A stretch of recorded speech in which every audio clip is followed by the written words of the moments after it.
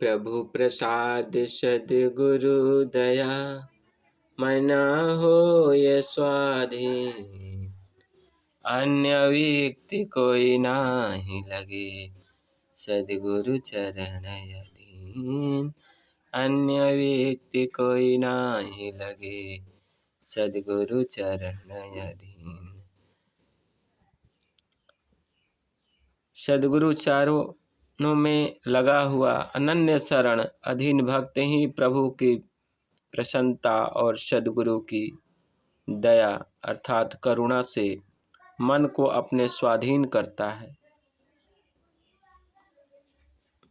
सद्गुरु स्नेह और प्रभु दया के अतिरिक्त अन्य मन को स्वाधीन करने की दूसरी व्यक्ति नहीं लग सकती।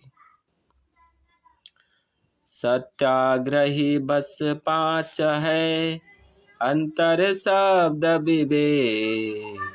सहज सत मार्ग मिले, अंतर सत पर टेक। अंतर सत पर टेक। सत्य पथ पर अवरुद्ध हुए सहज योग अभ्यासी को पांचों विषय बस में हो जाने पर अंतरसार शब्द परम पुरुष का अनुभव साक्षात्कार होता है। मंद इंद्रियों के विषय सहज प्रदेश में पहुंच जाने पर संत हो जाता है और अपना चेतन पथ सत्य मार्ग प्राप्त होकर अंतर लक्ष्य की प्राप्ति होती है। योग कथन रत भोग में, योग मूल नहीं नाथ। कथन गहन एक सम मिले, नर से देव सनाथ। सद्गुरु उपदिष्ट योग मार्ग का ज्ञान होते हुए भी जो विषय भोग में लिप्त है वे अजितेंद्रिय पुरुष योग के मौलिक उद्देश्य को प्राप्त नहीं कर सकते। योग तत्व ज्ञान के अनुसार उसके साधन भजन करने से ही नर से देवत्व भाव की प्राप्ति होती है और वह सहज योग अभ्यासी आत्म बलशाली होकर दिव्य गुणों को धारण करता है। प्रोक्षवाचक ज्ञान से लक्ष्य की प्राप्ति नहीं होती, इसलिए साधकों को योग साधन में प्रवृत्त होकर अनुभव के लक्ष्य की प्राप्ति करनी चाहिए। श्रवण नयन मन बयन में, बसत निरंतर पीऊ। बिरहिन अरु जाने नहीं, पंथ निरखी अपीऊ। बिरहिन स्त्री की वाणी, चक्षु, मन एवं कान सभी अपने पीऊ में ही निरंतर मिलने के लिए लगे रहते हैं। सभी इंद्रिय अंतःकरण से युक्त प्रिय पति के मिलने की ही सदैव उत्कंठा रहती हुई है। वह दूसरों को नहीं जानती, सदैव वियोगी पति के आने वाले मार्ग को देखती रहती है। इसी प्रकार योगाभ्यासी प्रभु भक्त की मन बुद्धि प्राण शरीर की सभी शक्तियां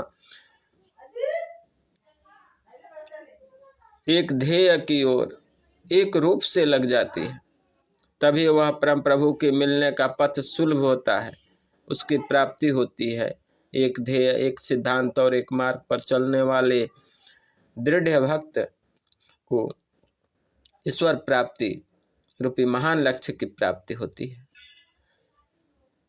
अनेक तर्क वितर्क संशय और व्योम मोह में रहने वाले साधक को अपने लक्ष्य की प्राप्ति नहीं होती। परम पुरुष वह पूर्ण है, अजय अनंत असीम। अपूर्ण नहीं किस काल में, सहज समान महिम। परम पुरुष नित्य अनंत असीम होकर अपने सहज स्वाभाविक महिमा सदैव परिपूर्ण है। वह किसी काल में अपूर्ण नहीं रहता। नित्य पदार्थ सदैव कुटस्थ एक रूप से रहते, इसलिए ब्रह्म तीनों काल में एक रूप से रह सदैव चराचर जगत में परिपूर्ण व्याप्त है। हे प्रभु महिमा आपकी, अगम अनंत अपार। नेति नेति अज श्रुति कहे, जने अधीन किम पार। हे प्रभु, आपकी महिमा अगम अनंत अपार है, जिसको सदैव चारों वेद नेति नेति कहते हैं, अर्थात जिसकी इति यानी सीमा नहीं, अनंत है आपकी उस अनंत महिमा को मैं अल्पज्ञ जीव कैसे वर्णन कर सकता हूँ। मैं वर्णन करने में असमर्थ हूँ। विदेह विदेही को मिले छूटे देह अभिमान। जीवन मुक्त जीवन मृतक दुर्लभ यह जग जान। जीवन मृतक जीवन मुक्त दुर्लभ यह जग जान। सहज योगी सारे देह संघात के अभिमान को छोड़कर विदेह हो, विदेह परम पुरुष को प्राप्त कर जीवन मृतक हो, प्रभु की प्राप्ति करके जीवन मुक्त हो जाते हैं। संसार में जीवन मुक्त पद की प्राप्ति अत्यंत दुर्लभ है। यह महान पद किसी सद्गुरु भक्त समाधि अस्त को ही प्राप्त होता है। योगी देह संघात से उपरम होकर विदेह अवस्था में परमानंद का उपभोग करता है और प्राकृतिक जगत की सारी उसमें कोई प्रतीति नहीं होती, इसलिए उस योगी की जीवन मुक्त की संज्ञा दी जाती है।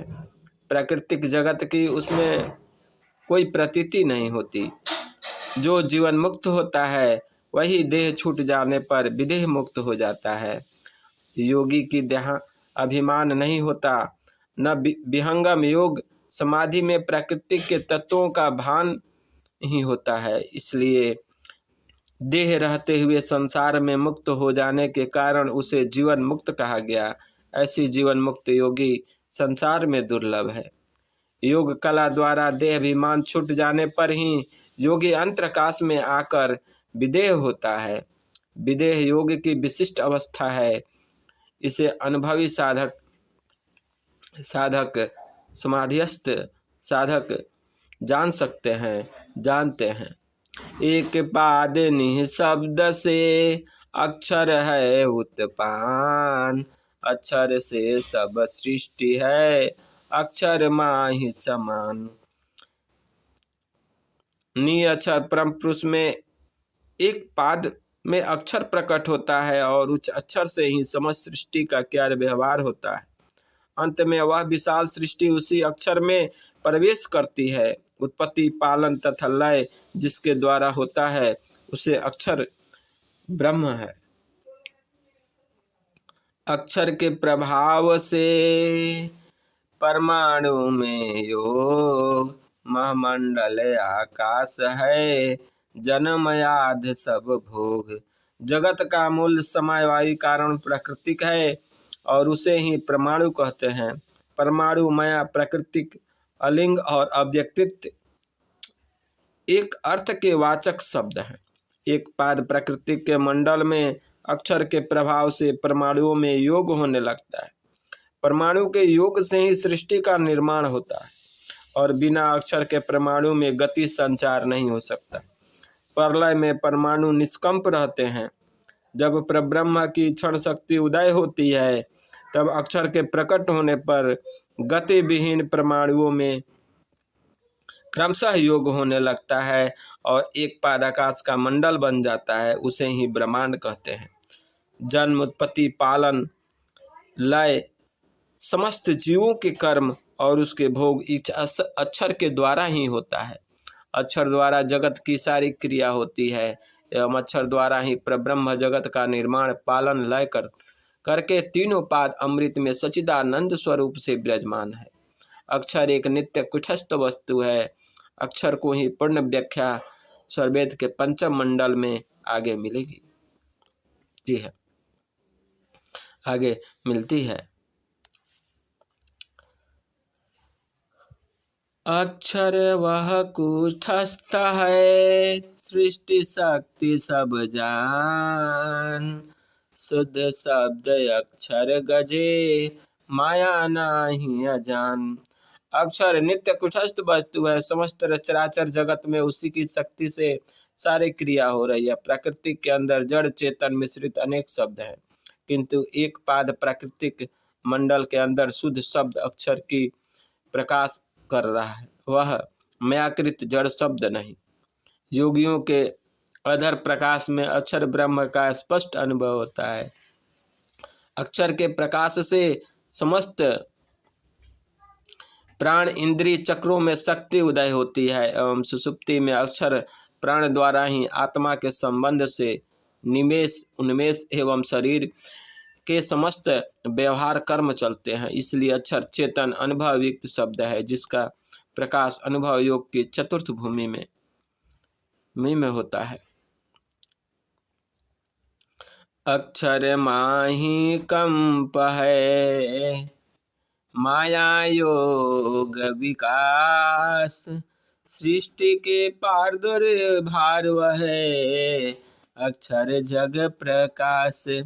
अक्षर के कंप से ही परमाणुओं में संयोग होने लगता है, अर्थात परमाणुओं का विकास होने लगता है, जिससे सृष्टि की रचना प्रारंभ होती है। अक्षर के प्रकाश से परमाणुओं के योग विकास द्वारा जगत की रचना होती है।